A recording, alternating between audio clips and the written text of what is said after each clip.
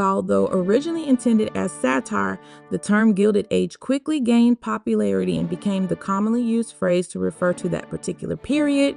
The title itself, Gilded Age, also carries a subtle reference to the concept of a golden age. First, their golden age represents the pinnacle of a society's achievement, suggesting that this era was indeed a cultural and economic zenith. However, by describing it as gilded, it implies that the greatness was merely superficial. The era may have appeared grand and prosperous, but in reality, it was hollow and lacking in substance. Hello, my beautiful disasters. Welcome back to the channel. Now, today's video is a bit different from our usual videos. I have been obsessed with the show The Gilded Age by Julian Fellowes on HBO Max. Julian Fellowes also directed Downton Abbey, which is also one of my favorites. It has all the drama and arrogance that a good show needs, as well as touching on real issues from the past. I have decided to do an episode breakdown of the show. I know it's a bit late since we are now in season 2 of The Gilded Age, but hey, better late than never. In 1882, at the prestigious address of 801 Fifth Avenue, a magnificent mansion was being constructed on the outskirts of Central Park. The opulent belongings of railroad tycoon George Russell and his ambitious wife, Bertha, were being transported to their new abode by a parade of horses and carriages. Among the various boxes and statues, their possessions spoke volumes about their wealth and status. However, despite their grandeur, the Russells seemed oblivious to the importance of knowing their neighbors. It appeared that they had not bothered to inquire about the residents residing across from them. Perhaps they were unaware of the unfriendly nature of their prospective neighbors, or maybe they simply didn't care. Regardless, it was clear that the Russells were solely focused on establishing their own luxurious domain. Agnes Van Rhijn, portrayed by the talented Christine Baranski, and her sister Ada Brooke, played by the incredible Cynthia Nixon, find themselves on opposite sides of their home, gazing out of their respective rooms. As they observe the captivating construction of the new building across the street, their expressions range from slightly pursed lips to fully untethered curiosity. As Agnes unapologetically uppercrusts to the day she dies, says, "I don't know which is worse, the noise of the builders or the chance of running into her in the street." Indy's town Pa Marian Brook, the niece of Ada and Agnes, receives some distressing news about her inheritance. Instead of a great fortune, she is left with a modest sum of $30. Even in 1882, that amount wouldn't get her far, especially considering a New York slice of pizza cost a whole $1. Realizing her predicament, Marian reaches out to her estranged aunts for help. Ada, being the more compassionate one, invites Marian to come stay with them. Agnes, on the other hand, is less thrilled about the idea, questioning what they're going to do with Marian now that she's on her way to disrupt their peaceful lives. This line perfectly captures Agnes' character and sets the tone for their upcoming interactions. The camera takes us on a tour of the luxurious interior of the Russell family's new home, filled with exquisite European treasures.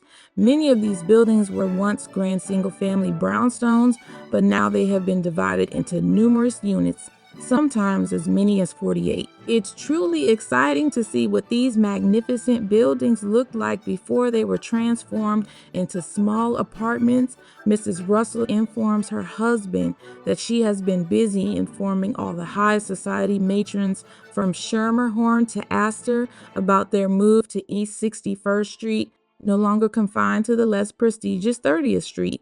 The Russells, who come from new money, are determined to integrate themselves into the elite circles of old money society. Their children, Larry and Gladys, are also enlisted in this mission, particularly Larry, who is tasked with befriending the owners of the grand Newport mansions, most notably Carrie Astor. Marian's journey to the city proves to be quite challenging. After being dropped off at the train station by her charismatic lawyer, Tom Rikes, Marian's day takes a turn for the worse when her purse containing her train ticket is stolen. However, amidst this unfortunate incident, Marian crosses paths with Peggy Scott, a kind-hearted young Black woman who is also on her way to New York Generously, Peggy pays for Marian's train fare and the two embark on their journey together. As fate would have it, a storm begins to brew, preventing Peggy from taking the ferry to Brooklyn. Marian, showing her compassionate nature, offers Peggy shelter at her aunt's home where she can repay her kindness. This, however, presents a unique situation as it is the first time Marian introduces Peggy to her aunts, Agnes and Ada. Despite initial reservations about bringing an unknown colored girl into their home, Agnes and Ada's perspective changes when they discover that Peggy attended a school in Philadelphia funded by their father. Graciously, they not only allow Peggy to stay with them, but also offer her a job as Agnes's. Once Peggy retreats to her guest room, Agnes takes the opportunity to have a serious conversation with Marian.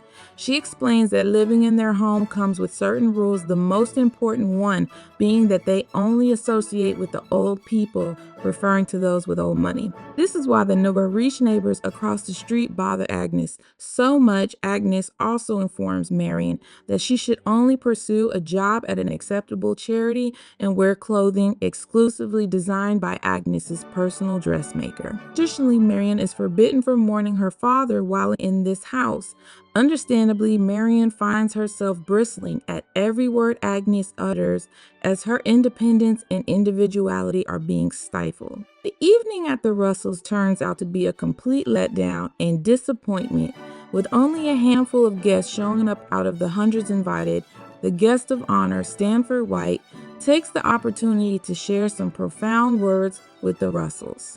He tells them, "You are the future taking charge after generations since the Mayflower, and if you represent the future, then they must be the past." And that's what scares them. Well, Stanford White, we thought you were just the Bobby Burke of this episode of Queer Eye for the Gilded Age, but now you're doubling down as the Caramel too, dropping wisdom bombs left and right faster than Italianate floor tiles falling. Marian returns home from the Russells. She excitedly shares her evening with Peggy, and the two women delve into their dreams. Peggy dreams of becoming a successful novelist, while Marian yearns for a meaningful job. Despite Agnes' disapproval, Peggy reassures her, saying, "You're a New Yorker now. Anything is possible." That message resonates with Bertha Russell as well. As she lies in bed, tears streaming down her face after the disastrous party, she vows, "One day I'll make them regret this." And you know what? It actually seems quite possible. As for Peggy, apparently she is going through something that has to do with her mother and father. When Agnes tells Peggy to write down her parents' information and for Peggy to also notify her family where she is. Peggy refused at first, saying that there is no need to, but Agnes pushes for her to do so, stating that she is not going to house a runaway that is avoiding her family. We soon see Peggy meeting with her mother in a restaurant to let her know that she is back in town and that she is working for Agnes Van Rhijn as a secretary. Peggy tells her mother that she is also going to pursue her writing career by applying for a job at some of the local publishing companies. Peggy's mother tells her that she would like for her to come home and that she does not have to do this. She could work at the pharmacy with her father. Peggy tightens up at the mention of her father and tells her mother no, and that she does not have any interest in doing that, and also no interest in seeing him. Wonder what's that about?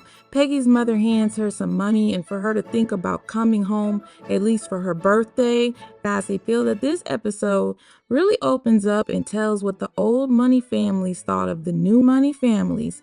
So stuck up, especially Agnes. What we do know that Mrs. Stoster is the reason why no one showed up to the Russells' party, though in real life that never happened. So tell me what you think of The Gilded Age Season 1, Episode 1, Ever the New. Till next time, take care of yourself.